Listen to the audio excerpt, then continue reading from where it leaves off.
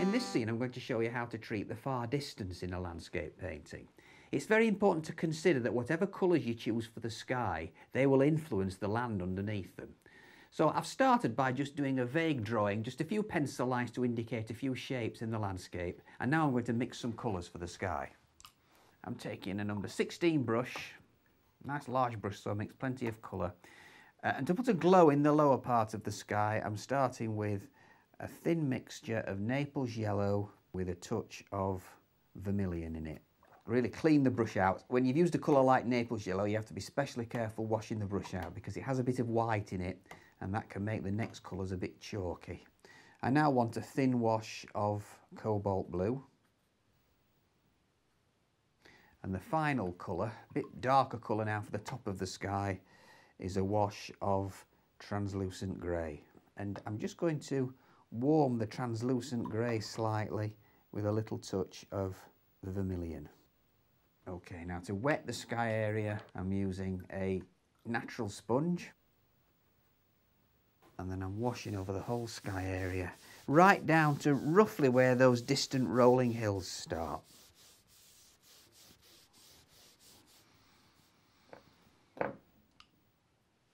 And with the number 16 brush again, I'm starting with that mixture of Naples yellow and vermilion for the lower part of the sky.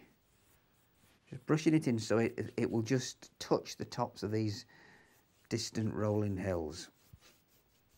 And now I'm picking up the cobalt blue mixture. I didn't need to wash the brush between that pinky colour and the blue because they're going to merge on the paper anyway. They'll merge together well and create a nice warm grey. So I don't need to worry about washing the brush between colours. And then so that I create the feeling of distance using aerial perspective, I'm going to make the sky darker at the top by introducing that wash of translucent grey with just a touch of vermilion in it. It's always useful with skies if you have the board at a slight angle. Touch more blue as well. Make a few little marks with the very tip of the brush to look like distant clouds. And we'll leave that to dry. Well, now that the sky's dried, I want to make sure that that nice glow at the bottom of the sky is echoed on the snow-covered landscape. So I've got the number 16 brush again. I'm just going to make sure it's clean. And I'm just picking up a bit more of that wash made of Naples yellow and vermilion. And I'm washing that right across the foreground. And then about halfway up, I'm just washing in clean water so that that gradually goes to white. Before I superimpose any other shadows on top of that, I need to leave it to dry. Well, now that that's completely dry, I'm going to mix up some colours for the shadows. And I'm going to work from the background towards the foreground. I always find that's the best policy. I'm starting with a little bit of cobalt blue and I'm adding to that just a touch of the vermilion. That greys it slightly. Quite pale because you want your furthest away tones to be the palest. And I'm going to put in a suggestion of some of these rolling hills which are miles away, they're way over in the distance. Brushing them in, nice even strokes. I'm going to add a touch of water to soften them. Checking all the time that I do leave some white paper showing through in one or two places. A bit more now, building up a few more shadows as I get nearer to the foreground. Getting nearer to the foreground now. Now the blue is going over the top of the hint of that pinky colour in the bottom. And I'm now adding to that cobalt blue and vermilion mixture a little bit of the translucent grey. That's at the top of the sky, so that's going to be at the bottom of my landscape. So the shadows are getting darker and stronger nearer to the foreground.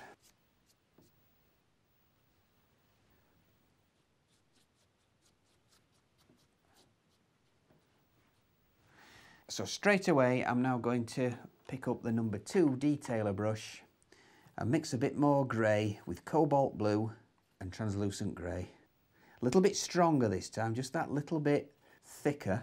And we'll start to suggest a bit of detail. And suggest is the right word here because Little things like trees and bushes and dry stone wall, hedgerows, little details like that are much thinner the further away they are. Just putting a few little shapes in to suggest these bits of detail. Still working into a damp background. Important that the brush you're using here has a really good fine point to it, because these marks have got to gradually get bigger and darker as we get nearer to the foreground. Now for the next stage we need to make some stronger, more definite marks, and for that we need dry paper, so we'll just give that a bit of drying time. The next stage is to make that grey paint a little bit darker, and continuing in the distance, gradually working towards the middle distance, I'm going to carry on painting suggestions of hedgerows, bushes, trees, etc. Gradually getting bigger, it's very slightly bigger every time. So I've got some cobalt blue, and this time I'm adding a little bit of burnt sienna to it. Makes a stronger grey, a little bit thicker as well, the paint, but still working with the small number 2 detailer brush. We'll start to pick out a few more of these details with the stronger colour.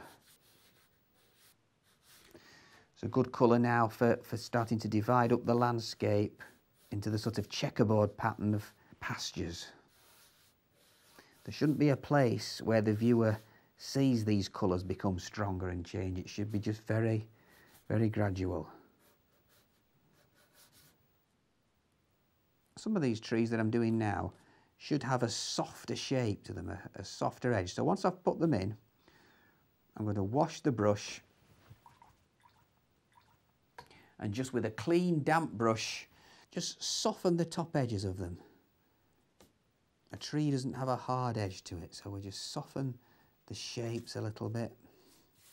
And then a bit more, carry on with a bit more. Over at the right hand side. Over this side here, we'll have a little wooded area.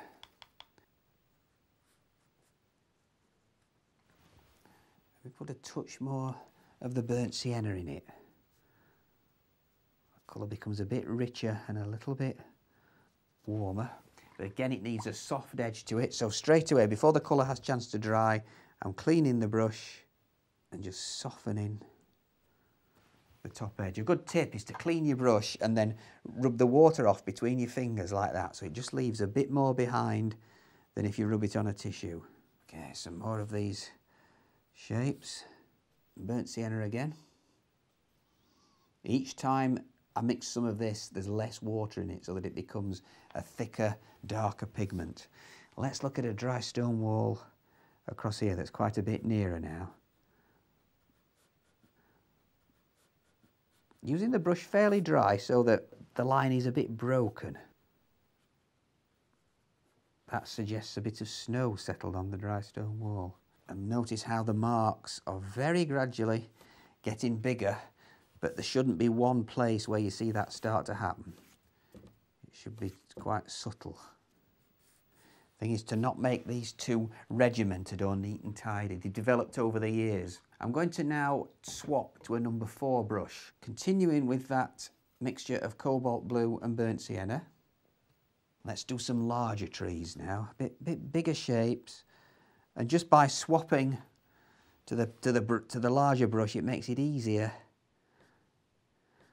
to get these bigger shapes in. There's a little suggestion of some tree trunks. Again, I'm going to soften them and running the water off between my fingers just to soften the edges so they look more realistic, more natural. I'm going to have a bit of a larger tree down at the right hand side here, and I'm going to do this by wetting an area with clean water and mixing some burnt sienna and this time ultramarine blue, giving me a bit richer brown, and just dropping that into that wet background so it gives that soft fuzzy shape. When you're doing this, it's a good technique to use this to dampen the paper first, but you have to dampen a larger area than you need. If you can see how that's spreading into the wet background, once it reaches the edge of the water, you won't get a soft edge, you'll get a hard edge. So you have to wet a larger area so that the paint stops running before it reaches the edge. A few more down there, that's a smaller. Okay, now still with this mixture of burnt sienna and ultramarine. See, we've gradually darkened it now to quite a rich chocolatey brown. We'll get some more dry stone walls in to describe these fields that aren't exactly the foreground, but they're certainly now in the middle distance and getting nearer to the foreground. A few broken shapes for some fence posts as well. Also, it's important to note at this point that the fields, the gap between the walls, are getting larger because they're nearer to you. They would look larger. I'm going to mix the darkest mixture so far of burnt sienna and ultramarine. Not quite a black, but a very rich dark brown. Bit of dry brushwork with it, and a few suggestions of posts along the way. See the importance of the dry brushwork, because the wall, these old weathered dry stone walls, shouldn't be neat, tidy lines. I'm just cleaning the brush before wetting an area again. We'll put quite a large row of trees in the bottom corner here, so I'm just wetting that area with clean water. And a rich dark brown mixture, burnt sienna and ultramarine blue still, and we'll float that in. That's a nice rich brown colour, very dark but not black. It's still got some of the warmth showing through from the burnt sienna. Maybe a few trees with a bit of dry brushwork, showing gaps between them there, and then maybe a touch down here. And that needs a bit of drying time before we just finish it off with a few more shadows. Just a final touch now is to put some shadows that have been cast by the bushes and trees and dry stone walls in the foreground of the scene. So I've got some more cobalt blue and translucent grey mixed together, quite thin. This is a glaze, it's not a thick colour, and we'll start around the middle distance there and just put a few shadows across the snow. Water that down a bit, it's a little bit strong. Doesn't really matter what direction the light's coming from, so long as you're consistent within the picture. So I've established that it's coming from the left, and I need to make sure all of them come from the left.